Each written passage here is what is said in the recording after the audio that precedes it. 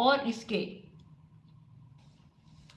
सभी अंग लक्षण कैसे हैं। देखो शुचिस्मती कैसी भाग्यवती है कि इसके गर्भ से साक्षात शिवजी प्रकट हो गए, अथवा शिवजी के भक्तों में इस प्रकार की घटना कोई आश्चर्य की बात नहीं है, जिससे उनके द्वारा अर्जित रुद्र स्वयं प्रकट हो गए।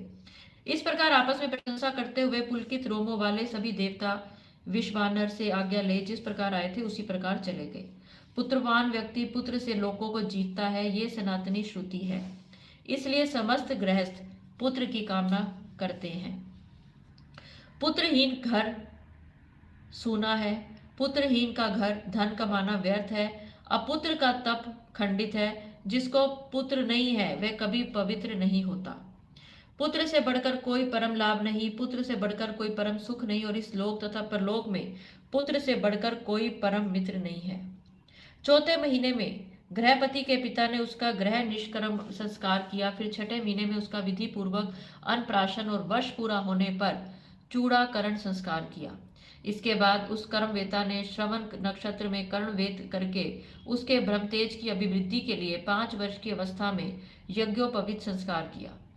पुनः बुद्धिमान पिता ने उपाकर्म कर उसे वेदों का अध्ययन कराया। इस प्रकार 3 वर्ष में ही उसने विधि पूर्वक अंग पद और क्रम सहित समस्त वेदों को पढ़ लिया।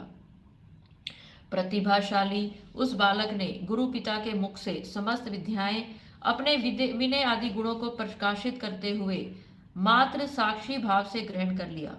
तदुपरांत 9वें वर्ष में माता पिता की सेवा में निरत गृहपति तथा उसके पिता विश्वानर को देखने के लिए नारद जी वहां आए। कौतुकी देवश्री नारद जी ने विश्वानर की परशाला में प्रवेश कर अर्धे आसन आदि क्रम से ग्रहण कर उनसे कुशल मंगल पूछा, और उसके बाद शिव के चरणों का ध्यान करके उनके सामने ही उनके समग्र भाग्य तथा पुत्र धर्म का वर्णन विश्वानर से किया। नंदीश्वर बोले, हे सनत कुमार, तदुपरांत मुनि नारद जी के द्वारा इस प्रकार कहे जाने पर वह शोभा संपन्न बालक माता पिता की आज्ञा प्राप्त कर भक्ति पूर्वक उनको नम्रता से प्रणाम करके बैठ गया। नारद जी बोले, हे वैश्वानर, मैं तुम्हारे लक्षणों की परीक्षा करूंगा। तुम आओ, मेरी गोद में बैठ जाओ और अपना दाहिना हाथ मुझे दिखाओ। तब विद्वान नारद जी बालक के तालु जीवा आदि को देखकर शिवजी की प्रेरणा से विश्वानर से कहने लगे। लेकिन बीच में मैं एक बात आपको बोलूं, शिबू मिश्रा जी, आज बात आपने करी अपने बेटे के तोतला होने की, और आज का प्रसंग जो हम पढ़ रहे हैं अध्याय, उसमें आप देखें कि नारद जी ने बालक के तालु और उसकी जीवा को देखा है। यानी कहीं ना कहीं ये संकेत आपके लिए है, ये गुरु जी ने आपके लिए हिंट भेजा है कि आप अपने बेटे को जल प्रसाद पिलाएं। और एक चीज आप और करें, जो गुरु जी का ये है चंदन का तिलक, ये अपने बेटे के ना ऐसे गुरु जी को लगा के अपने बेटे के गले पे लगाएं, यहाँ लगाएं। ये अभी अभी गुरु जी ने मेरे को आज्ञा दी है, मैं इसलिए बीच में रोक कर आपको बोल रही हूँ। तो देखिए आपका बेटा बिल्कुल ठीक बोलना लग जाएगा। नारद जी बोले, हे विश्वानर, हे मुने, मैं आपके पुत्र के सब लक्षणों को कहता हूँ, उसे आदर पूर्वक सुनिए।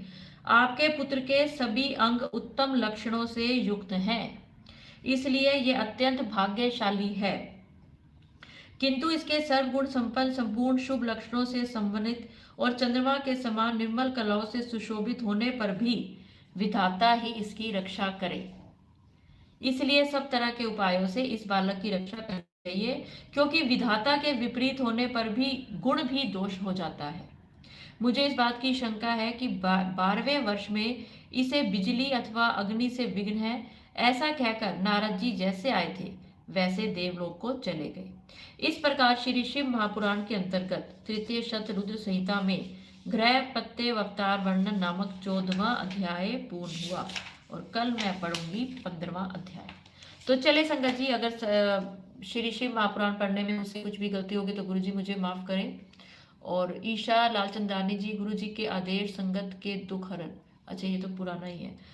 तो चले संगत जी, सत्संग के अगले सत्संग की ओर बढ़ने से पहले मैं चाहूंगी कि आप सब मेरे साथ एक बार गुरु जी का मंत्र जाप जरूर पढ़े, जरूर बोले, हाथ जोड़ के दिल में मनोकामना रख के।